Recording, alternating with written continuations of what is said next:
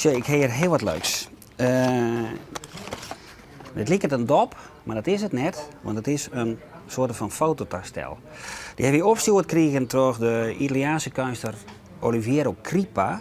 En het is de bedoeling dat we dit ding ergens 4 weken ophingen, want het is een one-month camera. Dat wil zeggen dat hij een sluitertijd heeft van een maand, 4 weken.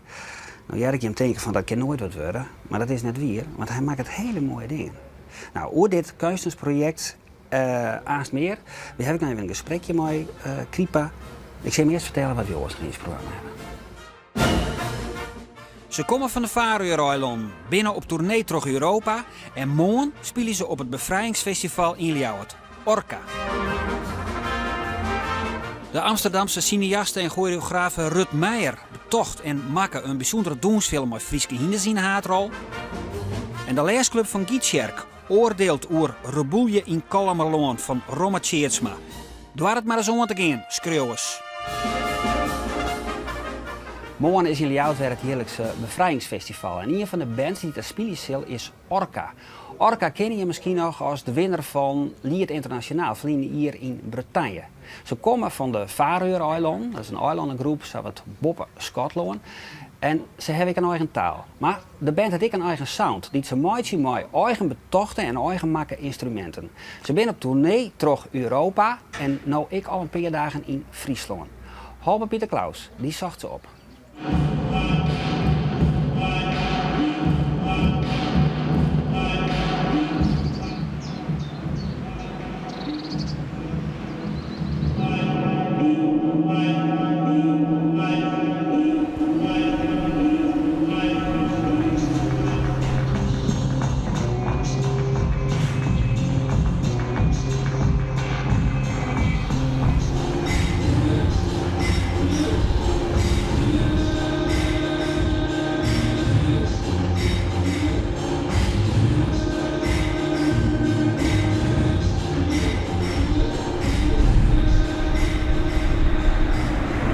In november 2010 won de band Orca in het Franse Lorient Lied Internationaal. Dat is het liedfestival van minderheidstalen. De bandleden van Orca komen van de Faroe-eilanden, wat luidt Boppe Schotland.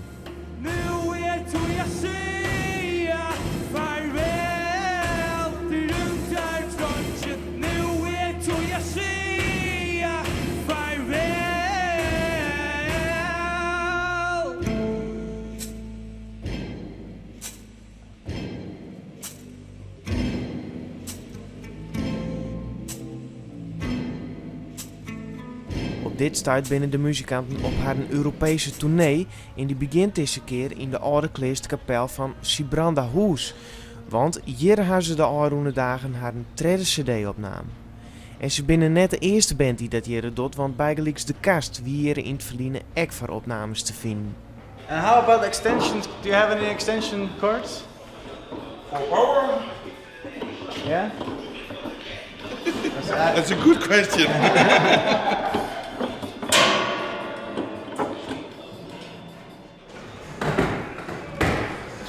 I've been in bands before, like written in English, but for us it's, I think for this it was totally natural to do it in Faroese. And also we've done like projects in the past where we sang in Faroese. It's kind of, I think for me it's because I write the lyrics and you feel a bit disconnected sometimes from what you're trying to say when you write in English, because it's not my main language, it's not even my second language.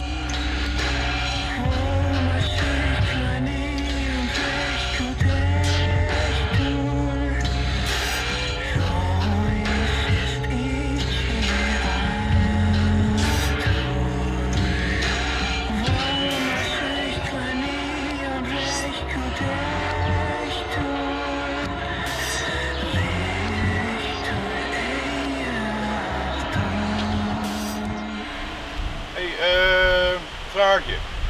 Heb jij toevallig wat jaartjes liggen en wat stroomblokjes?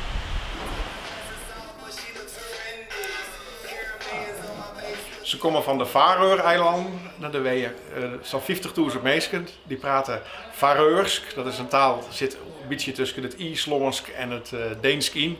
Nou ja, het is dus een taal die nog volle liedser is als het Fries. Dus ja, als dat niet minder iets taal is, dan weet ik het niet meer.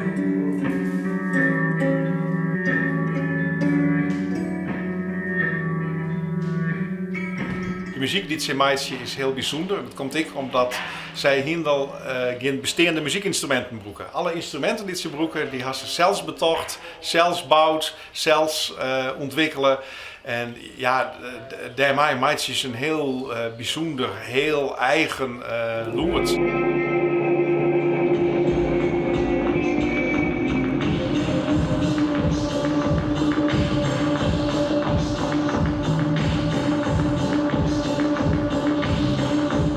When we started, it started as an experiment, but I think kind of everyone who was involved thought that we hit on something good. I don't know, it's kind of, you feel a bit more free with it. And it gives you some sort of creative freedom, I think, and playfulness. Yeah, it's a satellite dish and we cut it in half.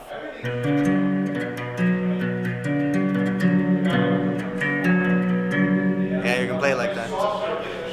Yeah, it's like a chord instrument. This is like a lamp. We just took all the guts out of it, so and put a string in.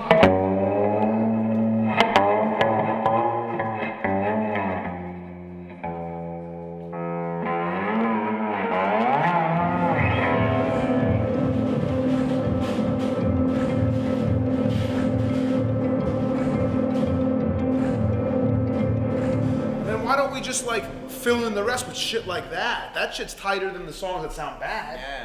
And it seems like every time we jam, all four of us connect and we're very open and we're very into it. It's when we start forcing the songs that we're not familiar with yet that we have the problems. So why not like rehearse, and then whatever like time is missing in the set, we need to fill in 20 more minutes, then those 20 minutes are gonna be 3 jams or whatever. This will be one of our last tours with these instruments. We feel that we want to move on. I will continue with Orca, of course, but it will be a new Orca. 5 mei is Orca te zien om 1 en 4 uur op het Bevrijdingsfestival in Ljouwert. Haast alle kunstenaars die binnen Jutendorf wel actief op internet, maar de meesten die broeken het om hun werk te promoten. Maar de binnen kunstenaars die zie je via internet mensen die participeren willen in een of door een kunstproject waar ze mee dwaande binnen. Dit lijkt het een dop, maar dat is het net. Het is een one. Hij wil er net uit. Kom op. Het lijkt een dop, maar het is een one-month camera. Die hebben we opgestuurd gekregen door de Italiaanse fotograaf en kunstenaar Oliviera Kripa. Voilà. Okay. Yeah? Okay. That's the lid? This OMG. Here there's a photosensibile carta. Okay, yeah. Here I put this one. I make the hole. Yeah? And I put this here. Oké. Ja, het is een camera met een sluitertijd van 4 weken. Hij met 4 weken ergens heen en dan maakt hij een foto van ja, dat wat hij dan zucht. What is for instance a good spot to place the camera?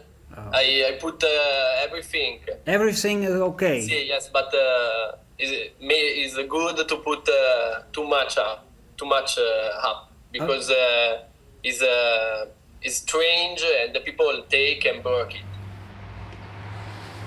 Nou, hier ik dacht dat hij hier maar heen moest. Dan krijg je mooi het gebouw van de omroep. Het is een Italiaans kunstproject. Dat lijkt me wel wat.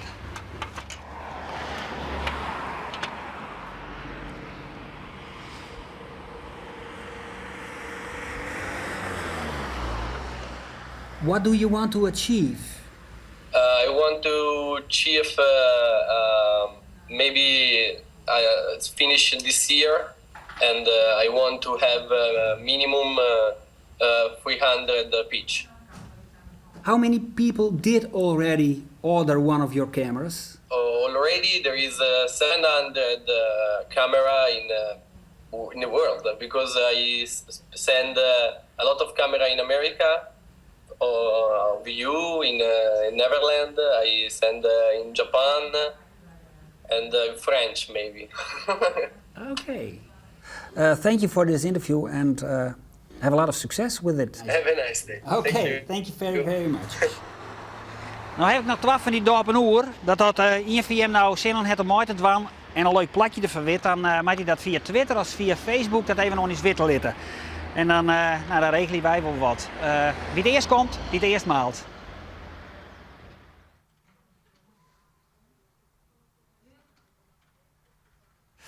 En dan nou het verhaal van een bijzondere donsfilm. Horseplay van de Amsterdamse choreograaf en cineaste Rut Meijer. Een verhaal over 4 dansers met 12 skonken. En het decor, de griene gruiden en de hege loften bij Himmelen op een mooie maaltijddag.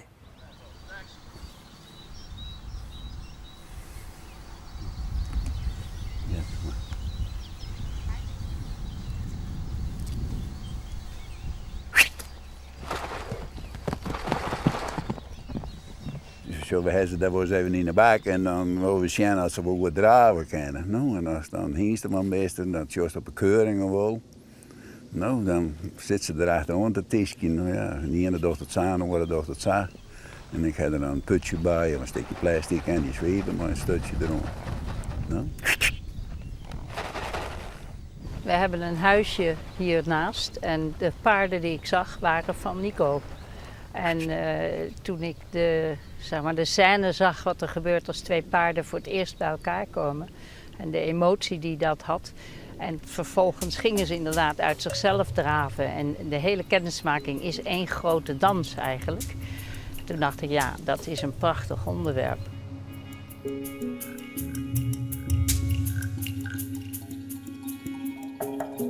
De film gaat eigenlijk over de ontwikkeling van vriendschap tussen 2 paarden die bij elkaar komen, maar ook in de dans. Als je met een danser met elkaar wil werken, moet je ook elkaar vertrouwen.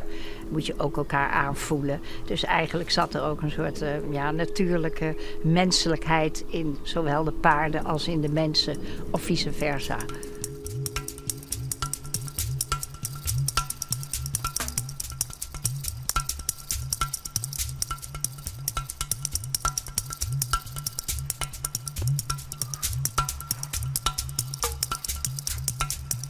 Dan kan je zien dat het vaklier mee bezig is. Dat kan je zelf wel zien. Als je gewoon film, daar is filmpjes, als je dit, dan kan je dat zien dat het vaklier is. Dat is ik alleen nog maar die muziek. Toen zie je in de boksen bezig en dan denk je, jezus, wat moet dat worden? Maar ja, dat dan bijna is, ja, dan is dat prachtig. No? Oké. Dan gaan we even kijken naar de basisinstrumentarium voor Horseplay. Want Nico die liet mij een paar hoeven zien. Toen dacht ik, ja, een paar hoeven laten zien, maar je moet ze horen. Kijk, dit is waar het over gaat. Het zijn net klokjes, maar ze zitten wel onder de benen van het paard. Nou, dit is de basis voor al mijn muziek voor de film. Harry is iemand waar ik veel mee samen heb gewerkt. We kunnen met elkaar lezen en schrijven. En ik vind dat de muziek eigenlijk het begeleidt de film op een hele intense, inhoudelijke manier ook. En vooral de spannende momenten weet hij heel erg goed met al die geluiden uit de stal echt spannend te maken. Dat je echt denkt, oh, nou gaat er iets gebeuren. Kijk. En weer open. En weer dicht. Dat gaf de montage heel goed een soort de duidelijkheid wanneer ik een accent wilde plaatsen. Als ik hem nou open doe. Laat me even dicht. Kijk, dan heb je twee mogelijkheden. Je kunt met de hoeven, dat ik met de dansers deed, kijk zo. En zo over de grond. Wil ik een zwaarder accent? Meer hoger?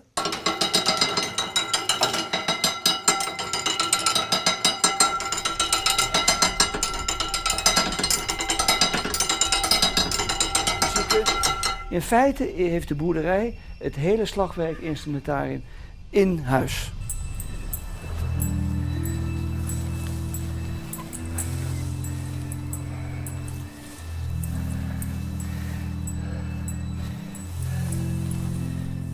Ja, daar moet ik wel van houden. No? Ik zou ouder hinder dat de man doen. Nou, ben ik heel eerlijk. Waarom? Ja, waarom? Dat weet ik, daar kan ik geen antwoord op.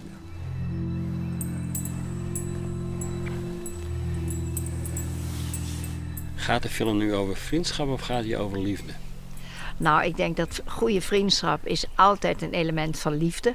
Het gaat ook over je durven afhankelijk op te stellen. En dat is wat paarden doen. Ze snuffelen aan elkaar en als ze denken dat dit gaat lukken, dan gaan ze onmiddellijk zoeken naar hoe kunnen we elkaar vertrouwen en hoe kunnen we afhankelijk zijn van elkaar. En dat betekent afhankelijk dat je gelijkwaardig bent en dat niet één de baas speelt over de ander. En dat vind ik in een goede liefdesrelatie is dat precies zo. Dan is er niet één is de machtige en de andere die geeft toe. Maar dan kun je samen opgaan, maar toch je individualiteit behouden. En dat doen paarden. En mensen hopelijk ook. Iedereen stond onder druk, niet van de regisseur of van Nico, maar van die paarden. Die paarden hebben ons meer verteld dan misschien wel al die mensen om ons heen.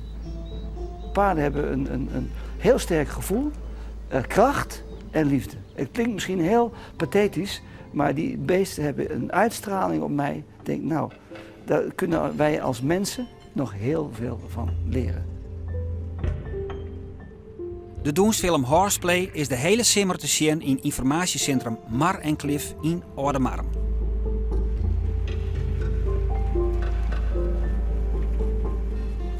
De leesclub van de Vrouwen van Nu, de Jedre Plattelands Vrouwen van Gietsjerk, die bestaat al 25 jaar.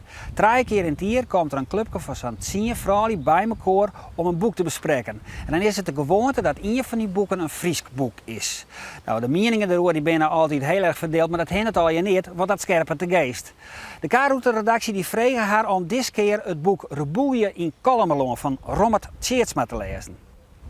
Gerbrich mij zonder ophouden sticht mijn leefde oer het hier. En ik schreeuw zoals ik nog nooit schreeuwd heb. Moet het nog verder? Kist je net leeuwen. Reboelje in Kolmerloon vertelt het verhaal van 2 opgroeiende maaljen. Eerbele Koning, een minister en letter patriot, komt te staan tegenover Jan Binnes van de Oranjegezinnen. Dramatisch hoogtepunt is de opstand in Kolm van Sontje Sonjontig. Maar een grote bijrol voor de leefde van Eerbele voor 2 vrouwen. Ja.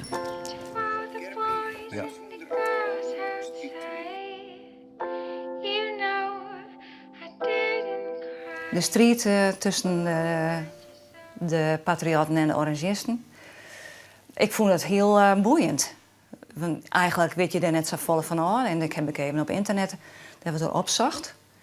En dan denk ik, goh, ja, dat het zich toen alweer afspelen. Dat weer wel heel wat. Ik mag altijd graag een boek lezen, maar historische achtergrond. En dat het nou al heel in uw eigen omjouwing weer, maakt het voor mij extra boeiend. Ach, als ik in die tijd leefde, dan wie ik vast een patriot was. Ja. Nou, we hebben verstreten wie ik het wel mee eens. Zat die mensen leefden. Als het net bij een sjerk geweest, dan was het aan het andere eind van de maatschappij.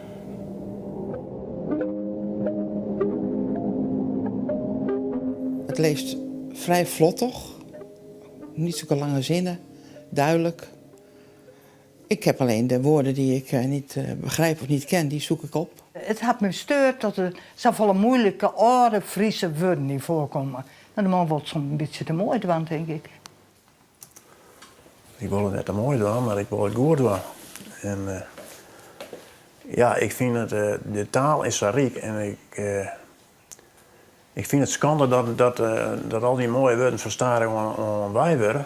En daarom wil ik me best om die taal zo rijk mogelijk te houden. Ja, ik vond er wel wat ongeloofwaardige dingen in zitten. Het begon al met dat bannenpraat in het begin. Ik denk dat ben je bij en dit zou praten. Dat wint bij van 10 jaar.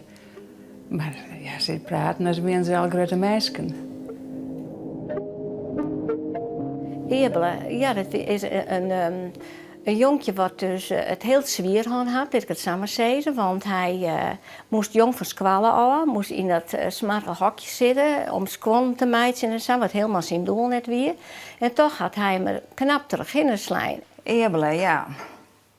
De ministerjongen die toch zijn ideaal verlet voor betere toekomst. En daar hie ik soms wel eens eventjes, dat denk ik, ja. Nou, een beetje zwier. Ja, het levensthema dat vond ik net helemaal reëel bekom. Ik vond dat het prachtig beschreven had. En dat meen ik echt. Ik vond het ook heel teder. En dat wie, nou, 2 personen daar. Ik vond wel het samenwinnen met z'n drieën, dat vond ik een beetje irreëel inderdaad. Daarbij vond ik het heel knap. Ondanks het feit dat die 2 dames het van elkaar wisten, dat ze er samen omgegaan zijn. En dat meen ik echt. Maar echt de beschrijving hoe het over die vrouwen schreeuwen, prachtig. Die misschien wat te romantisch dan, maar vooral die houdt er over het algemeen wel van. Dus, Hou je er rekening mee? ja, houdt wel een beetje rekening mee, ja. Want dan zie je vrouwen die al uit de boeken, hè, over het algemeen. Dus daar moet je wel een beetje rekening mee houden, vind ik. Ik kon eigenlijk net goed gewaar worden wat de jeugd van Eebele weer. In hokkerplak, 2 uur rennen van Stiensgeel eigenlijk. 2 uur rennen, maar nou, ik had een fictief plak, hè. Dat kan ik net benemen, maar ze hebben het maar iets sterk nemen. De geschiedenis van die tijd, had die dan heel goed bestudeerd? Ja. Maar er zit een verantwoording achter in het boek en daar staat een bron. Dan kun je vanaf de bron en je werkt het uit heel hard. Elk vreemd woord stie ik net in het woordboek, dus ik weet net wat ze wij heel hard. Dus dat zou wel eens van een bieden willen. Nou ja, ik trouw wel zelf boeken te lezen en dat zat dan aan het horen die woorden al jaren. En dan ik schreeuw er niet op en op les dan kom je er vanzelf wel in. En ja, misschien heb je ook wel een woordboeken zeker. Dat weet ik niet, maar zei je dat? Ik kan net op de titel van het boek komen. Maar nog net zo heel lang lien heiken. Oud-Fries boek lezen werd ik de reboeien van Kolm wordt beschreven. En even hij ik tocht. Deze meneer had toch geen plagiaat pleegd? Nou, ik hoop net dat je een proces achterwij komt. Maar ik ben me van geen kweer bewust dus. Mijn bron die staan achter in het boek. En internet, daar heb ik al meer informatie bij halen. En nou ja, je moest ik wel een laatje plagiaat. Ik vond een 8. Zijn achtergrond wittende, als postloper en enzovoort. En dan vind ik dat de volgende dikke zo'n heel reus. Zo'n heel 8. Dit vertellen we op horen. Een zoon. Oh, een 8. Plus. Nou, zij is een heel. Ik ben wat leger door, ja. Bij mij is het hoog, een 9. Dat is de moeite die hij aan het boekje had, een 8. Van mij, ik een dikke 8,5. Ja, valt me niet aan. Nee? Maar rompvol anders, zei je dan, hè? Gemiddeld dan. Ja, gemiddeld haast een 8. Ja. Dit wie de kaarroute. Na je weekend dan hebben we in de kaarroute de dichter Cornelis van der Wal, Johnny Cash en een Ieper Lospul bij Molkwar. Bedankt voor het zien. Tot na je weekend.